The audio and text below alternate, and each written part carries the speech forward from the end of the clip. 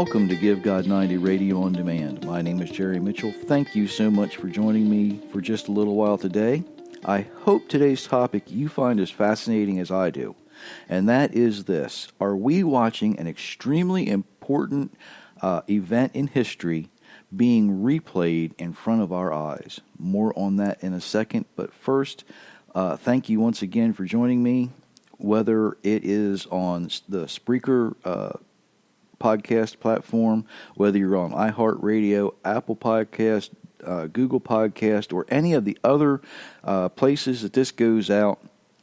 It is such a pleasure to have everyone join, and I love to see your comments, love to see your feedback. Please feel free to leave comments, send me feedback. I appreciate it all. I really, really do.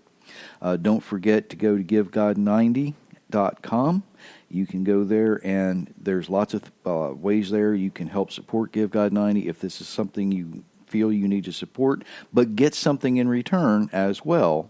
It's, I don't do the love gifts. I don't do the, send me money because it's a nonprofit. No. Everything I do, taxes are paid on. I try to render unto Caesar what is Caesar's, right? So we try to keep everything above board. But at the same time, I want to offer you a way to help support us while you get something in return, whether it is artwork of some type or whether it is benefiting us in another way and benefiting yourself at the same time. That's what it's all about. So, advertisement's over. We can get into what we want to talk about today. And I know I have mostly an American audience, but I have a lot of people from other countries listen as well. And sometimes I get caught up in American stuff, but today what I'm going to look at today is worldwide. And when I realized what this is, I was, it caused me to step back and look at it and say, am I really seeing this? And I went back and I started reading again, and where I read, when I first started, I typically try to find it in Genesis, and this was really easy, okay? It's the only place it happened. But I think what we can do is compare something we're seeing in Europe today with an event in Genesis. And let me set this up in modern times. A number of years ago, the European community thought, if we form an alliance, we can be a financial, more stable institution. And we can better protect ourselves, better ensure that people from one country can move to another country freely. Okay, they were going to have free immigration across the European Union. So they formed this thing called the European Union, did basically away with everyone's sovereign monetary currency, and formed what we know as the euro. So this, for all practical purposes, was portrayed as a great event. Well, the problem is everybody must participate equally for it to work. That didn't happen.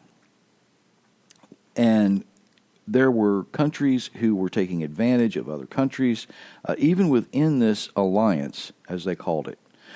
So after a period of years, one of the countries, Great Britain specifically, looked at what was happening and said, this isn't benefiting us the way we were hoping it would.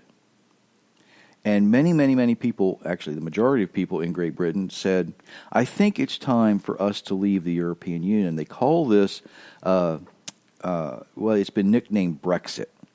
Okay, they are leaving the European Union. They're exiting the European Union. That's was supposed to take place a few months ago. Now it's just a couple of weeks from when I record this.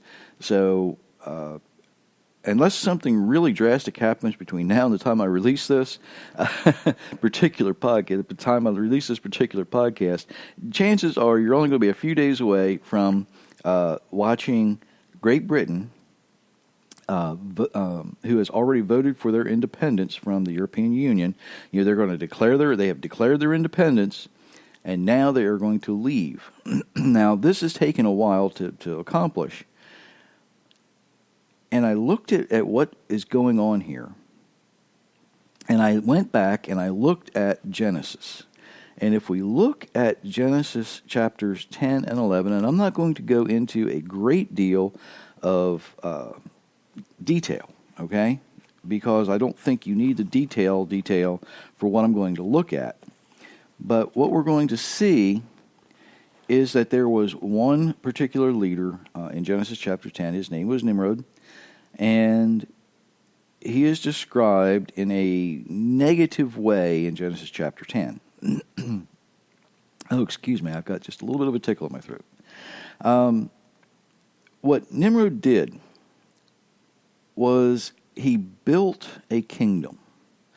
And if you look at Genesis chapter 10, verse 10, it says, the beginning of his kingdom included, now this is the beginning of his kingdom, and it included Babel, Erech, Akkad, and Calneh. And they were in the land of Shinar. That's where it started. Now, please don't get confused when you read chapters 10 and you read about the difference of the language in chapter 10. What we see is, okay, chapter 10 tells us the way that people were going to leave. Okay? Chapter 11 now we see why people left. And in chapter 11 it says that the earth had been the same language, and in chapter 10 it talks about different languages from different families. So don't get that confused. Chapter 11 is almost the footnote to chapter 10, okay? If you want to view it like that, I think it makes it a little bit easier to follow along the chronology. And of course, in chapter 11, the people were together and they said, "Oh, let's build this." I'm paraphrasing, okay, for the sake of time. Let's build this great big tower, and that's exactly what they did. And it was interesting. The Almighty looked down and He said, "They're building this tower. Wow, I can't let that happen, because they're building this tower not for my glory, but for their glory." You see, in verse 4, it says, "Let's make a name for ourselves." They wanted themselves to be great. They wanted themselves to be wonderful. That follows Nimrod, because it actually says in chapter 10, he was a mighty hunter in the face of Yehovah, in the face of God.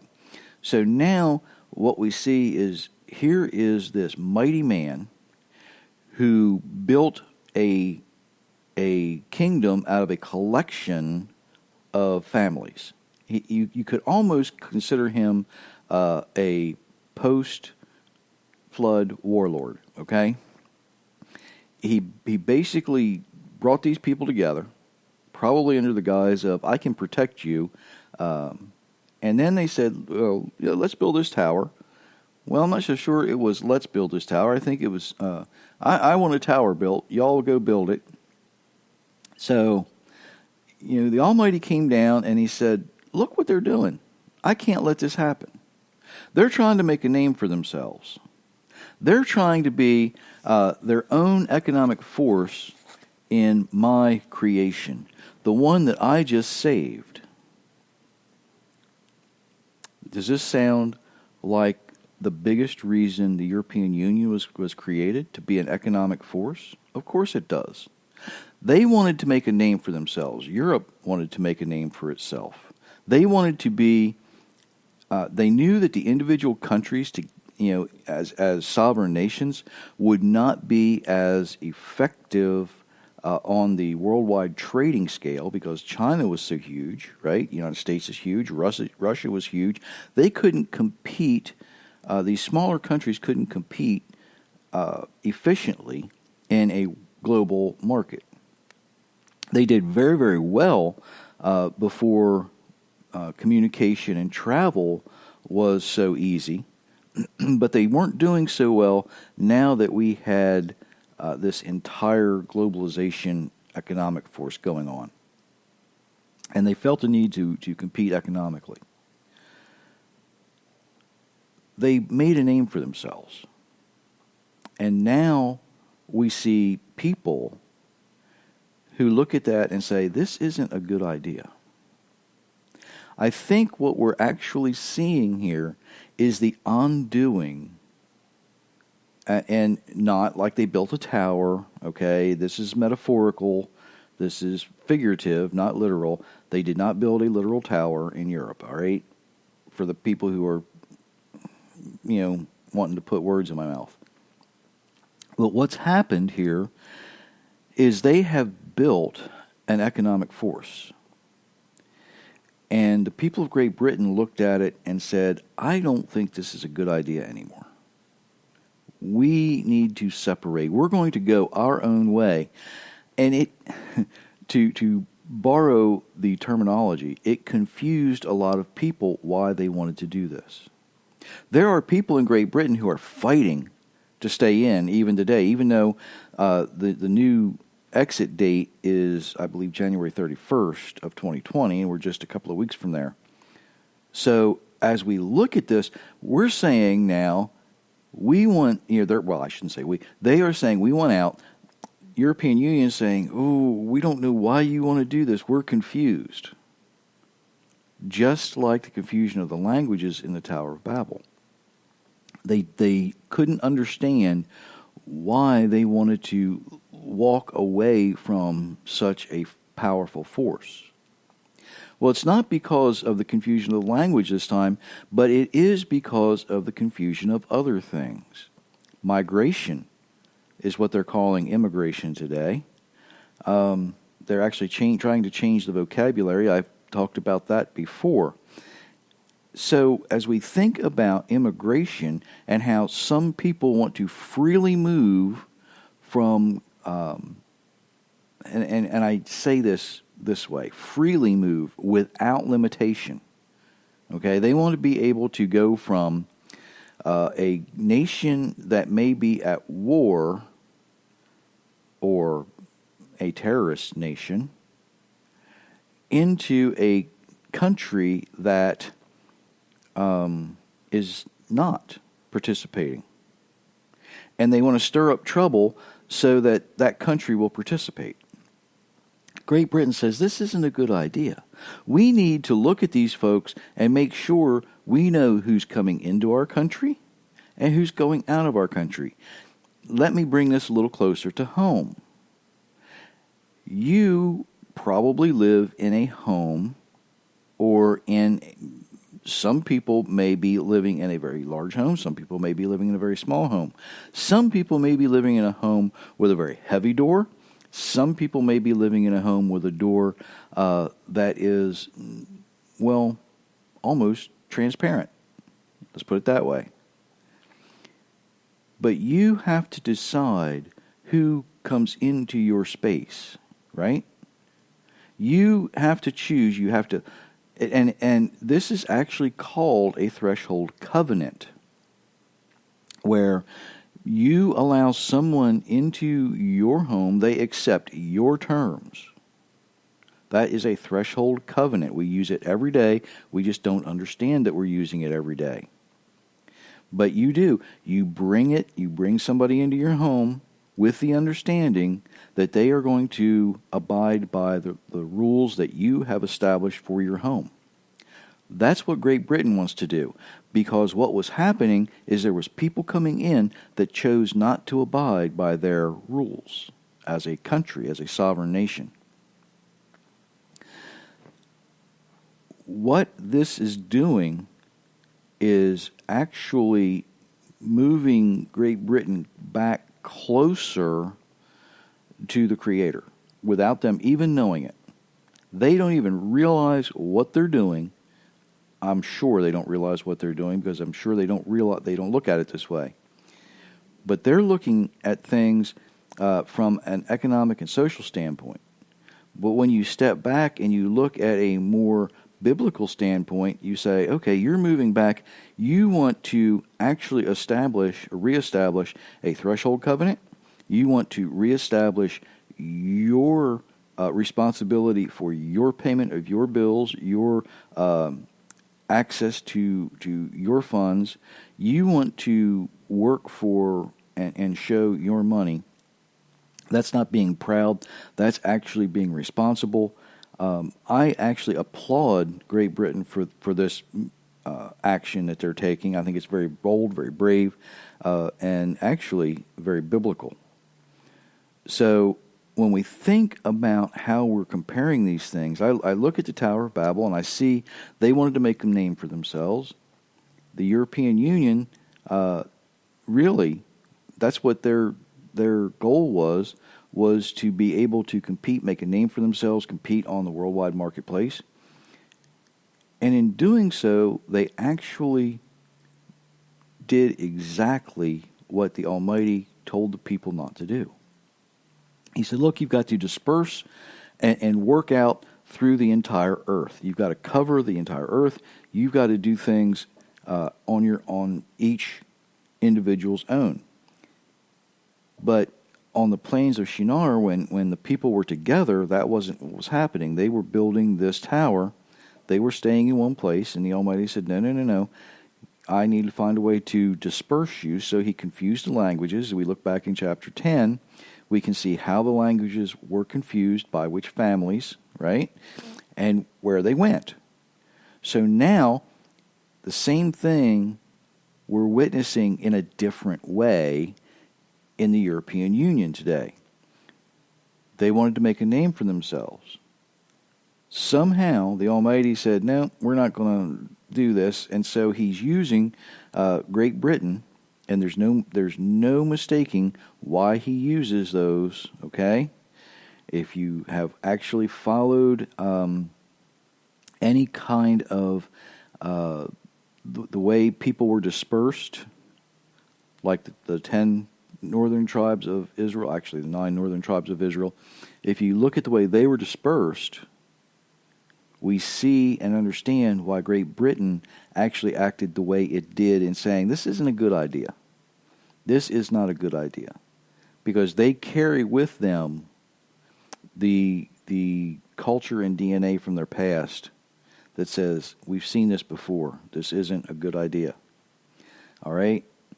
Go do the study. And there are people I know that do this, but Great Britain was actually settled mainly from one of those, what we consider the lost tribes. They're not lost. We know where they are. They just have been put out into the rest of the nations. So we look at these things and we say, okay, we had the Tower of Babel. Now we're seeing it replayed in a different way with the European Union. Will the other countries pull out of the European Union? We don't know. It's up to the individual countries. Some people really enjoy the security of other people. They will rely more so on the security of someone else rather than the security of their Creator. And that's kind of a shame. You know, when we look at all of the things that are put out there, European Union could be, let me say it this way, it could have been a good idea if it had been implemented properly. I don't see where it was implemented properly because it was implemented politically instead of socially. It was implemented by men and not established by God. There is the big difference. If they would have chosen to allow themselves to be established by their Creator, it would be a success. It would be a success, and everybody would want to come under that umbrella. However, it wasn't. That leads me to say this. The only time ever in history, and it hasn't happened yet, so we're looking at a future event. The only time ever in history will man ever be completely satisfied is when they allow themselves to be established by their Creator and be ruled by His covenant. Let me say that again a different way.